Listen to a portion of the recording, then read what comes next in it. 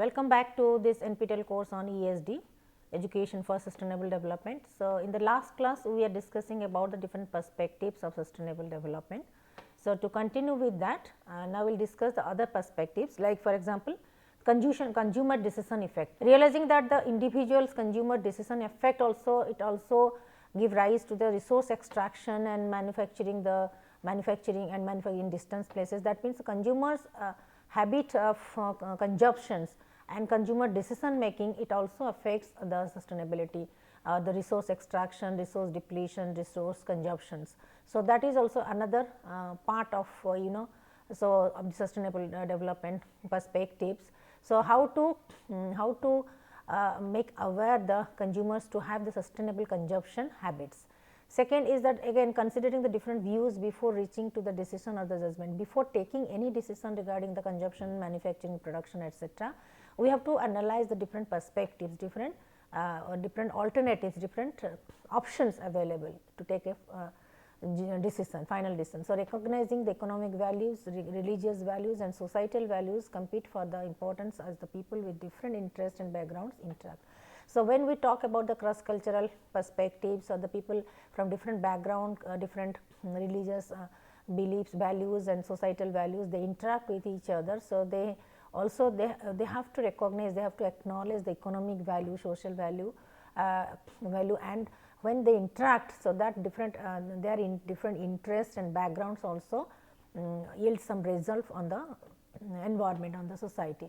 So, seeing all the humans as having some universal attributes, but we assume that across the globe, all the global citizens they possess some of the universal attributes, universal qualities and the values. So, again technology, science etc., alone cannot solve all our problems, but it has to be initiated at the public level, at the grassroots level, at the society level, at the human resource level. So, that is a public participation in the community, public awareness, public decision making ability, public conscience, all these kinds of things, it takes a major role in the decision making process. So, leading towards the sustainability. So, public awareness, how to make them aware regarding the sustainability and how it affects, how every action of our behavior, every action, every every activity in our life, it affects the sustainability of the society and the economic aspects, that we have to make them aware of, we have to educate them. So, how people's life are affected with individual with individual consumption habits and the decision making abilities. So, that is why the greater transparency is required, accountability is required both at the government level as well as the community level and the public level. So, calling for the greater transparency and accountability. So, here even at the home front, whatever we are consuming, the electricity, the power, the energy, we are consuming the water as a resource, we are consuming the space we are enjoying. So, everything should be accountable, everything should be very clear and transparent, and everything should be very much accountable. We are accountable, all of us, we are accountable towards the society, towards the environment, towards our economy, towards our government, etc.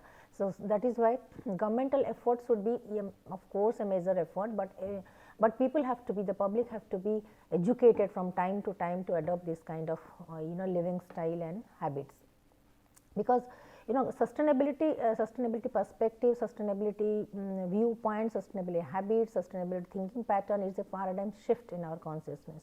So, that has to be made with rigorous practice, recurrent education, recurrent information dissemination, all kinds of that. They have been monitoring and evaluation, mapping.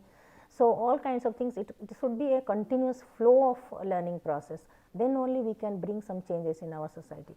And for that matter, government can also initiate some of the schemes, some of the tools to measure, to assess this impact with greater transparency, greater accountability and suitable measuring tools. So, that is another thing is that step to be taken by like employing the precautionary principles. Okay, how to avoid this irreversible kind of environmental and social harms, like man-made disasters are there. Man-made disasters with especially in the hill stations, like frequent landslides, and because of the over construction, because of these even in the blockage of the drainage system, that means the drainage system is not very underground and very clear. So, because of the poor management of drainage system and over construction, overcrowded population and the buildings construction, buildings etc., without thinking about its impact on the environment, without thinking about its waste management system, drainage system etc. So, that creates a kind of the man-made disaster. So, how to curb it? So, for that matter we have to employ precautionary principles to avoid this kind of serious irreversible environmental problems, environmental effects through our scientific knowledge, through our technology, through our you can say educational programs. So, that is another thing. So, similar, so for therefore, educators, leaders and the citizens, they recognize the sustainable development is an evolving concept. It is still evolving, it is still getting unfolded. So, a list of sustainability perspectives are there, and list of in n number of sustainability competencies from the minor to micro to macro level. So, we have to apply it, we have to think of it.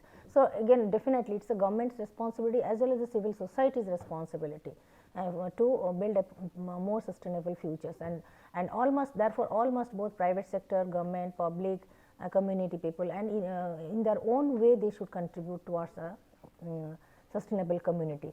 So, that is from awareness, information dissemination, awareness, training, workshop, orientation, at the same time policy level also, policy implementation, monitoring, evaluation, then principles, laws, legal actions also, and again accountability and transparency. These kind of concepts, these kind of principles and perspectives can enable us to take care of our planet and to move towards a sustainable future.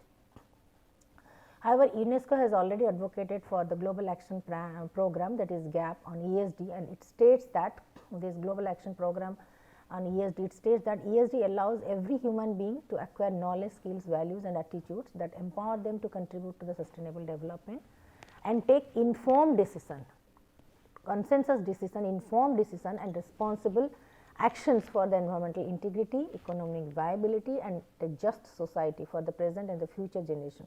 So, this is the GAP program slogan for ESD. Okay. So, therefore, ESD promotes skills like critical thinking, understanding the complex systems, imagining the future scenarios, making decisions in a participatory and collaborative way. So, these are the slogans, these are the slogans of UNESCO through Global Action Program.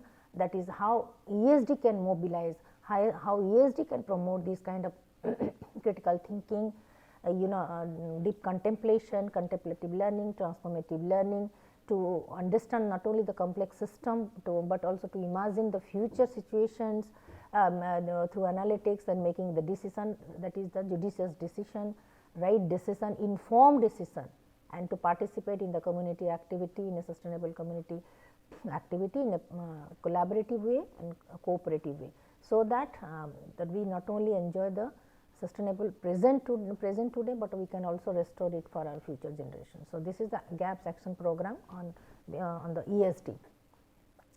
Now, coming to the development of sustainability competencies, at the same time GAP also highlighted certain learning outcomes, okay, certain learning outcomes that stimulates the learning and promotes some of the not only the core competencies such as the critical and systemic thinking, the collaborative decision making and taking responsibility for the future generation, but at the same time it also advocates for other sustainability competencies. Okay.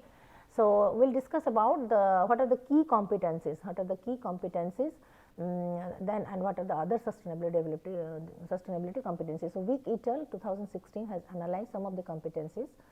So, here we can say that the core competencies like critical and systems thinking, critical, whatever we are observing, we are witnessing, we are encountering, we are facing the issues and challenges, we have to critically evaluate its pros, cons, background, cause, effect, strengths, weaknesses, it's all kinds of aspects we have to critically evaluate it.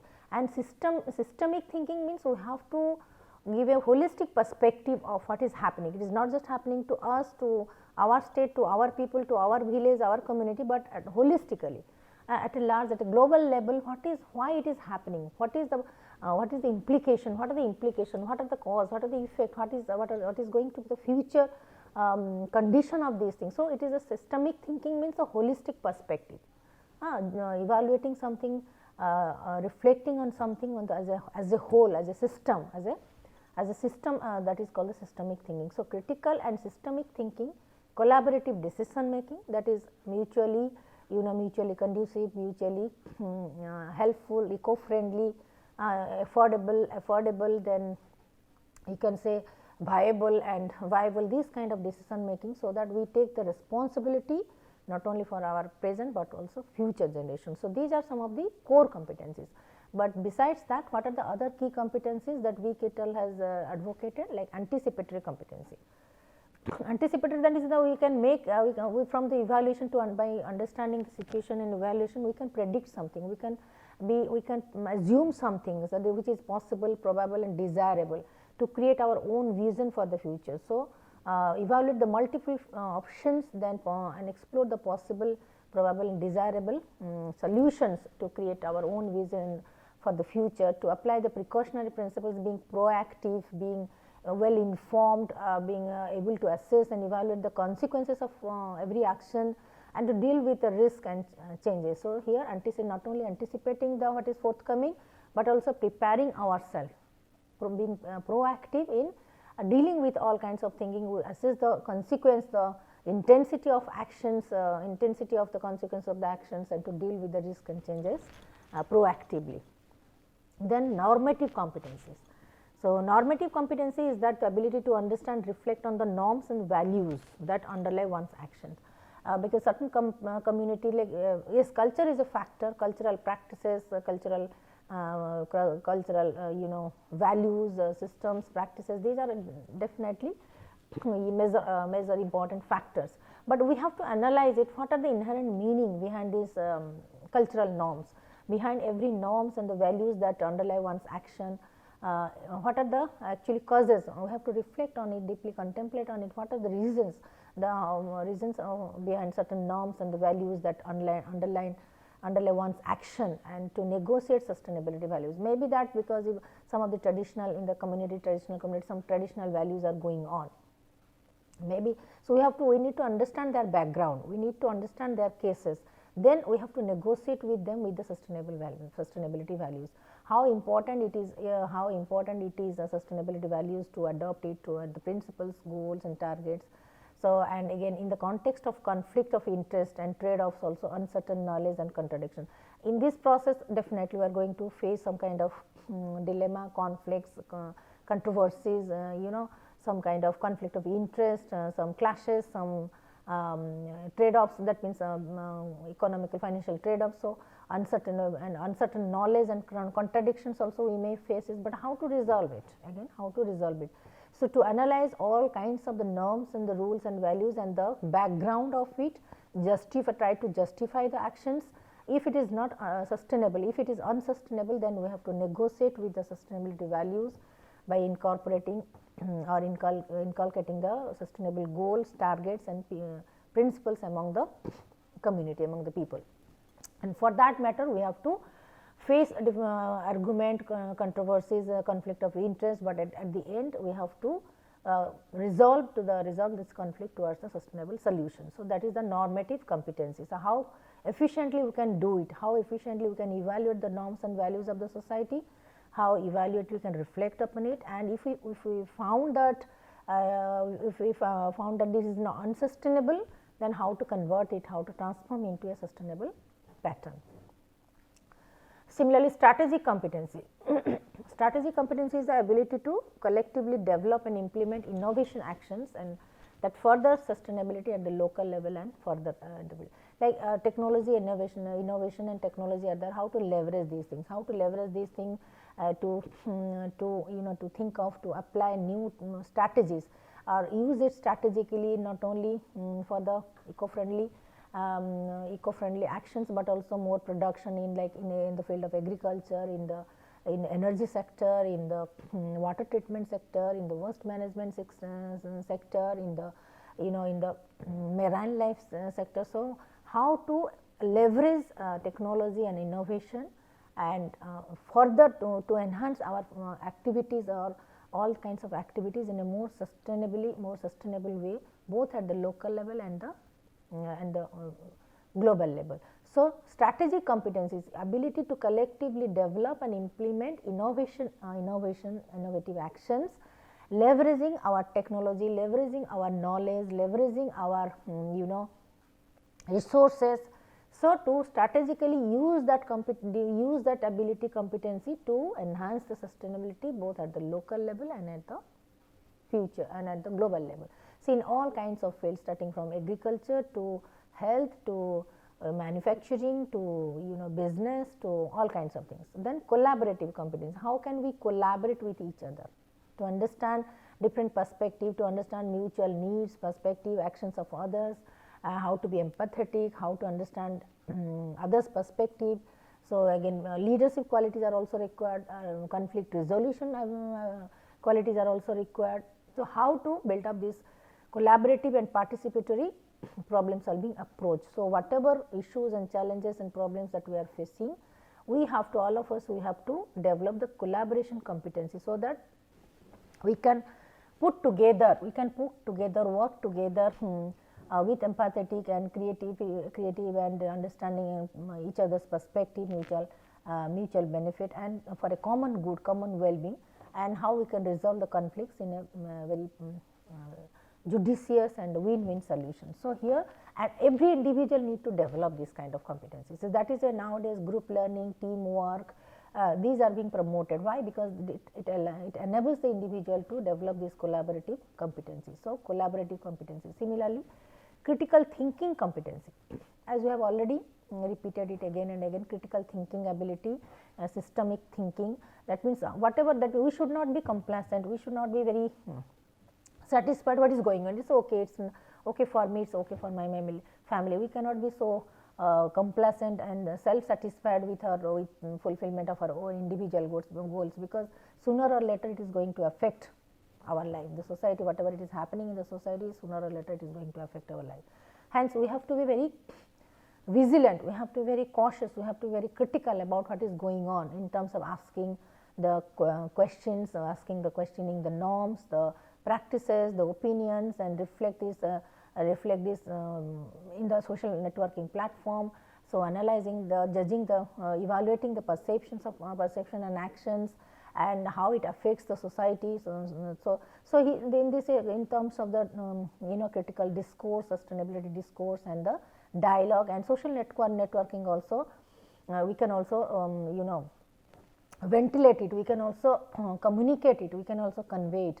So, critical thinking competence, because every individual has the right to critically evaluate the things and give their opinion. So, but the critical thinking competencies should go in a very positive way, it should be constructive, not to distract, not to create a kind of disassociation or criticism, but to make others aware of its side effects of any policy, any strategy, any solution, any kind of habits. So, for this critical thinking, developing the critical thinking competencies, the people should be trained again and again, educated from time to time in a group setup with the critical evaluation, or assigning them some kind of social issues, some challenges.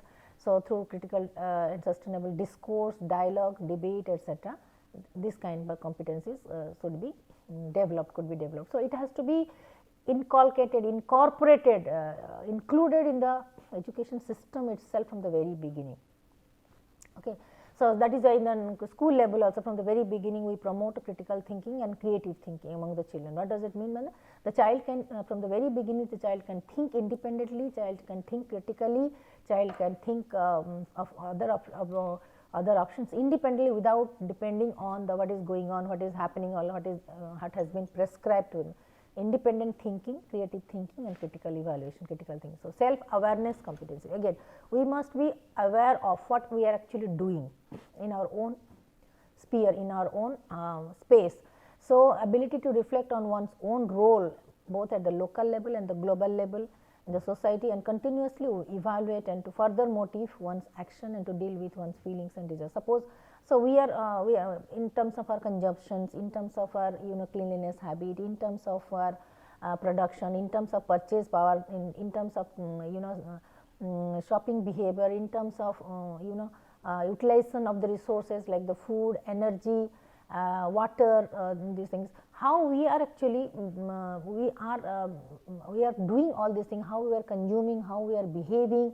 We ourselves must be very reflective and conscious about it. So that we can very well judge, evaluate our own behavior and habits and its impact on the environment, so that we can be more conscious to adopt a kind of sustainability habits. So, that is why self awareness competency, how much aware we are regarding our own behavior, its impact on others in our learning habits and sustainability habits. So, then integrated problem solving competencies. So, integrated problem solving competence, that is, it is an overarching ability to apply the different problem solving frameworks, like for solving different kinds of problem, environmental problem, technical problem, social problem, communication problem, interpersonal relationship problem. So, we can apply different kind of frameworks, problem solving frameworks to not only understand the complex issues of the society, issues and challenges, but also it can develop a viable and inclusive and equitable solution, which is very flexible, dynamic, viable, inclusive. It takes into account others' perspective, their opinion. An equitable solution, that means it will yield the result equally beneficial to all the stakeholders. So, to promote the sustainable development. So, integrated problem solving competencies, we cannot adopt one strategy for solving all the problems. For that, we need to understand the complexity of the problems and accordingly develop the different frameworks to solve it. So, those solutions will be very viable, inclusive, equitable and consensus oriented, and it can yield the sustainable development, and it can give a win-win kind of situation or beneficial solutions, integrating all the positive options, competencies, etc. So, it will be an equitable and inclusive and viable solution to everybody in the community. Okay. So, we have to again, so that is how we need to develop kind of perspectives on understanding the complex problems, complex social problems, financial problems like economic crisis or social conflict or any kind of pandemic or any kind of natural disaster. We have to understand from different perspective, not from one dimension. Its geographical perspective, scientific perspective, natural perspective, human perspective, technology perspective. So, from different perspective we have to analyze and understand the whole complexity of the problems, then we have to develop different frameworks for solving those problems with with consensus, with debate, with dialogue, with with analysis, critical thinking, analysis and synthesis, and with creative solutions which will be not only viable, but inclusive. That means it should be equitable, it should be approved, acceptable to all the stakeholders, so that it can give a long lasting sustainable solution to our problems. So, now the key competencies and the performance of sustainable citizens. Now, here we can say sustainability performances and the sustainable key competencies. So, sustainable key competencies, knowledge and skills, definitely one dimension, and the values and the motivation. So, values and motivation, as we have already discussed, that it relates to our affective domain. So, knowledge and skills, it relates to our cognitive domain, intellectual domain. So, we must understand, we must think, we must learn. And affective value and motivations, it relates to our emotional aspects, affective aspects. We must feel good, we must feel that it is an urgent, it is having an urgency at the present time. So, values and how much global values that we adopt, being the global citizen, global values, ethical values and motivation. So, that is it is our affective domain.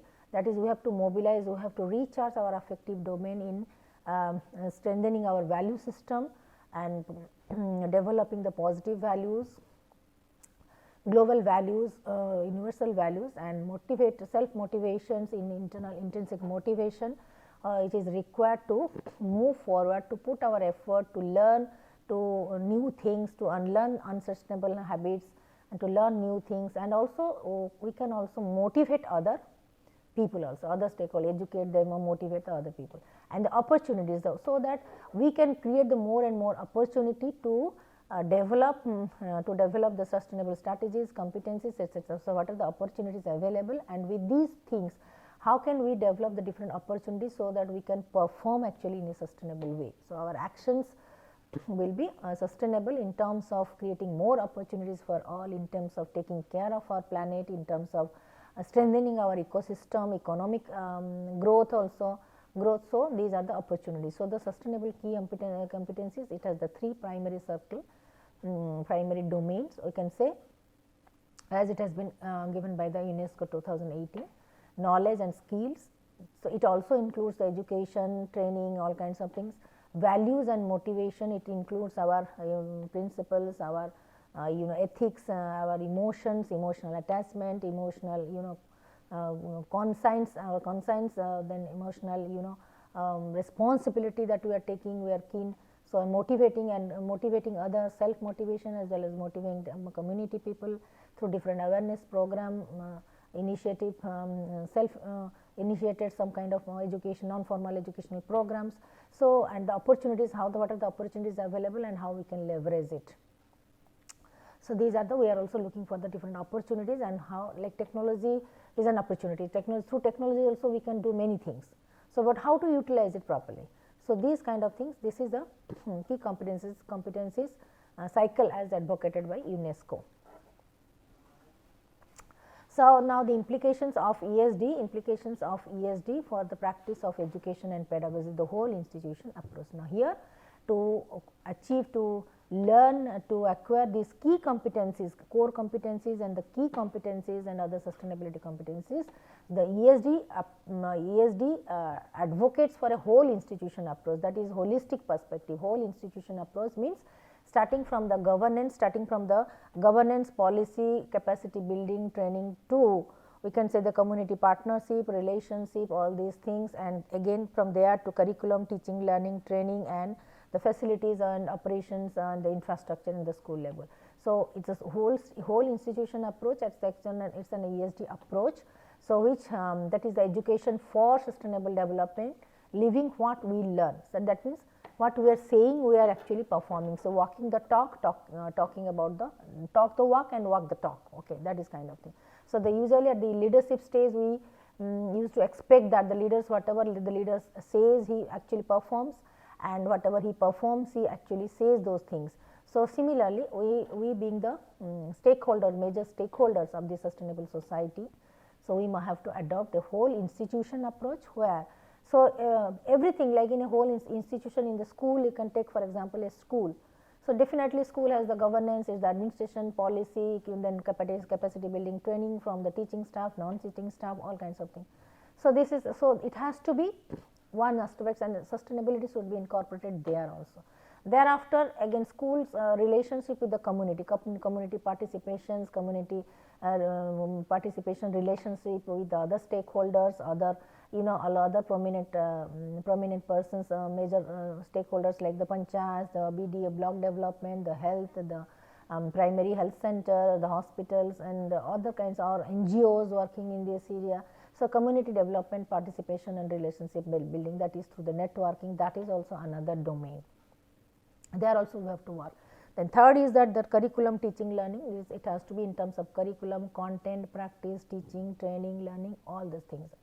Then another is the infrastructure, in terms of the facilities, in terms of school operation, administration, and the infrastructure, starting from the solar energy panels to wind energy to green